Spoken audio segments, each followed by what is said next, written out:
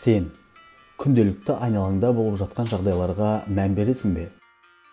Кейде бір шешімді ойламай бірден қабылдаған кездерің болды ма? Дұрыс па, дұрыс емес пе, жай ғана ішіңнен мен осылай істеуім керекпін деп бірден істеген кездерің болды ма? Біз кейде біреуге көмектесу үшін мың ойланамыз. Мүмкін керек емес, менің не қатысым бар деген ойлар келіп тұрады.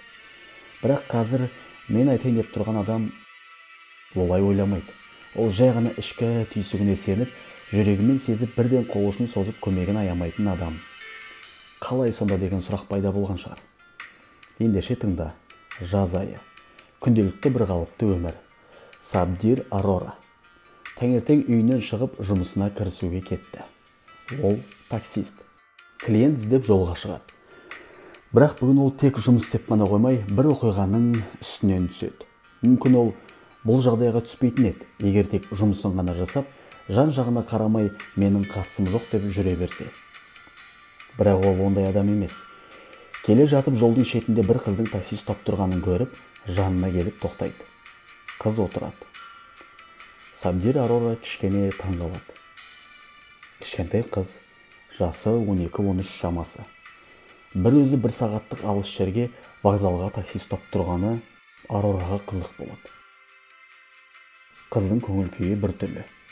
Абдырап сасқалақтап тұрғаны байқалып тұр. Сабдир Арора бір нәрсені сезгендей болды. Ақырындап қыздан жағдайды сұрайын деді. Бірақ қызды қорқытып алмау үшін кішкене күлімсіреп, вокзалға не үшін бара жатсың? Қыдырып па? Деп сұрады. Қыз үндемеді. Терезеге қарап отыра берді. Арора не істерін білмеді. Бірақ іші бір нәрсені сезіп тұрды. Содан вокзалға жете бергенде тағы сұрады. Қай жерге тоқтайын? Сені қай жерде күтіп тұр деп. Қыз вокзалдың алдынан тоқта. Мен бір досыммен кездесем деді. Сөйтіп машинадан шығып кетті. Арора не істерін білмей қарап тұрды. Біраз ойланғаннан кейін әйеліне звондап жағдайды түсіндірді. Әйелі Арораға қыздан көзіңді алма. Қара деді. Қайда бара жатыр, кіммен кездесіп жатыр деп. Бірақ қыз вокзалдың алдында тұра берді бір өзі. Көрініп тұрды, біраз ойланып, біраз абдырап тұрғаны. Сол кезде әйелі Арораға айтты. Сен барып телефонды оған берші, мен онымен сөйлесейін деп. Сөйтіп Арора қыздың қасына барып, кешір, бірақ мен телефонымды алып, менің әйеліммен сөйлесші деді. Саған бір нәрсе айтқысы келіп тұр деп.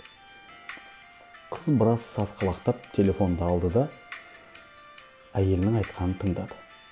Содан кейін Арора қыздан бар жағдайды сұрай бастады. Сөйтсе қыздың жасы 13 екен. Интернетте бір онлайн біреумен танысқан екен. Яғни онлайн досымен кездесуге келген екен. Ол досының жасы 24-те, аты Сэм. Ол басқа қаладан келе жатыр екен. Қызды өзімен бірге алып кету үшін. Арора бірден ойламастан полицияға хабарласты. Содан кейін қыздан жаңағы онлайн досының телефон нөмірін сұрап, оған звондады. Не үшін екенін өзі білмеді. Жігіттік инстинкт па, әйтеуір жынданып звондады. Қызды қорғайын деді ма, сөйтіп өзі түсінбеді. Дәл сол кезде жігіт пойыздан түсіп, вокзалға кіріп келе жатыр екен. Келе жатып полиция машиналары келіп жатқанын байқап, басқа жаққа қарай қашқалақтап кете бастады. Сол кезде Сабдир оған звондады. Жігіт телефонын көтеріп, үндемей тұрды да телефонды қойып тастады. Міне, осы Сабдирдің телефон шалғаны сотта басты дәлел болды. Келген полиция бірден вокзалдағы камералар арқылы дәл Сабдир звондаған уақытта кім телефонды көтергенін анықтап, оны бірден тауып ұстады. Оның қалтасында 2 пойыз билетін тауыпты. Өзінің тұратын қаласына, қызға және өзіне алған екен.